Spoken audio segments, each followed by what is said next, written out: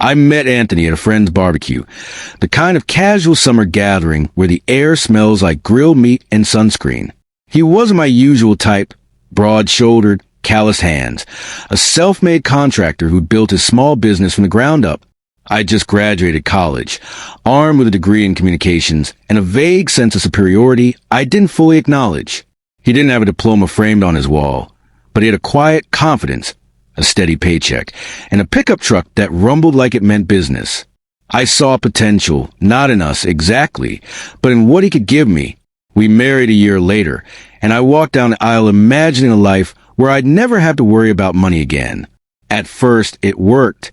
Anthony poured himself into his work, coming home with dirt under his nails and a tired smile, while I settled into what I thought was my role, the sophisticated wife who made our little house look magazine-worthy.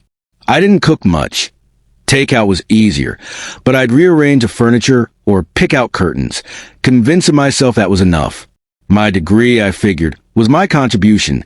It elevated us, even if I wasn't using it to bring in a dime. Anthony never complained. Not then.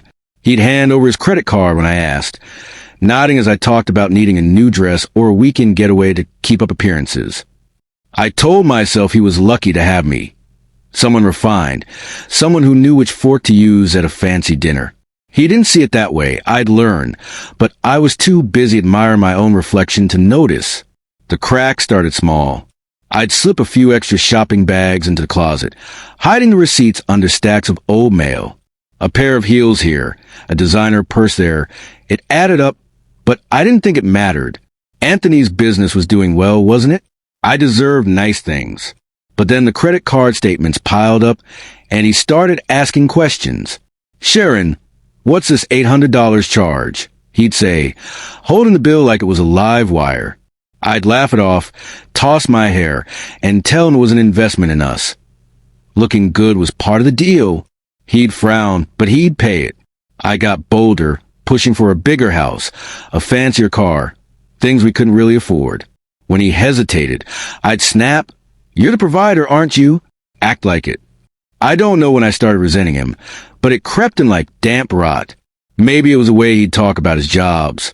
Simple pride in fixing a roof or laying a foundation, while I sat there thinking how small it all sounded compared to the life I'd imagined. I'd roll my eyes when he wasn't looking, or sometimes when he was. You wouldn't get it.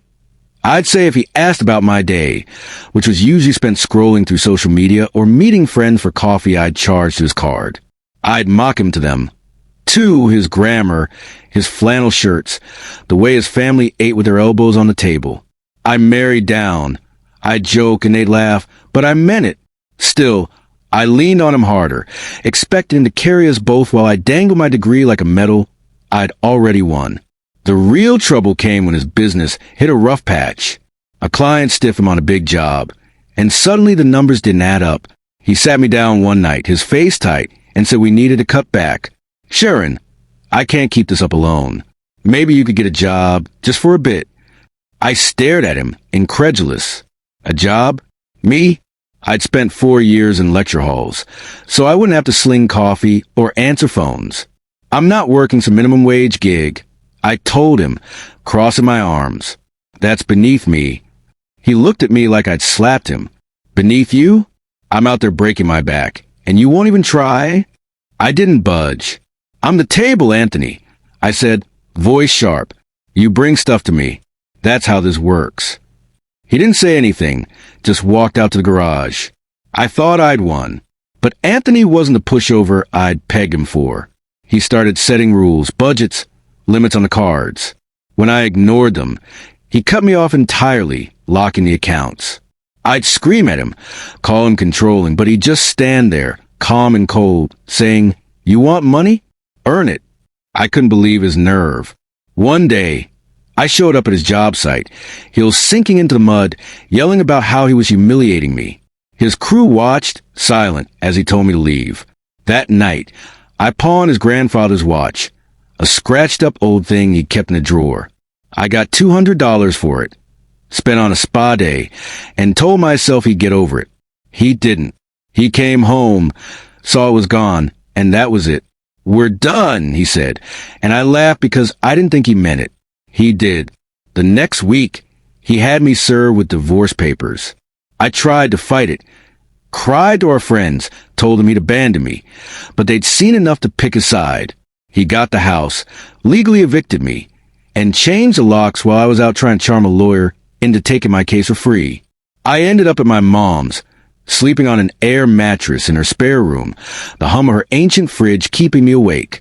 No money, no husband, no plan. I had to take a job, receptionist at a dentist's office, $15 an hour, smiling at people with bad breath. I hated it, hated the cheap shoes I wore, hated the way my mom looked at me like I'd finally gotten what I deserved. For a while, I thought about what I'd done. Lying there on that sagging mattress, I'd replay the fights, the sneers, the way I'd treated Anthony like a bank instead of a person. I'd almost convinced myself I could change, be better, work harder, value what mattered. But then I'd catch my reflection in the bathroom mirror, still pretty, still sharp, and I'd think, no, I just played it wrong. I didn't need to change. I needed to be smarter. So I started planning. I'd scroll dating apps, looking for the next Anthony, but richer, older, easier to steer. I'd learn a lesson, sure, but not the one I was supposed to. Tonight, I'm getting ready for a date. He's 50, owns a chain of car dealerships, and thinks I'm a sweet girl who's had a rough go.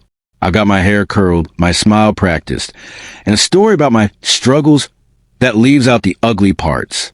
I still believe I'm the table, something valuable just for existing. But this time, I'll keep that to myself. I'll let him bring what he's got, and I'll take it quieter, smoother, until I've got what I want. Anthony was my practice run. This guy, he's the real deal. I slip on my heels secondhand, but you'd never know, and head out the door, ready to start again.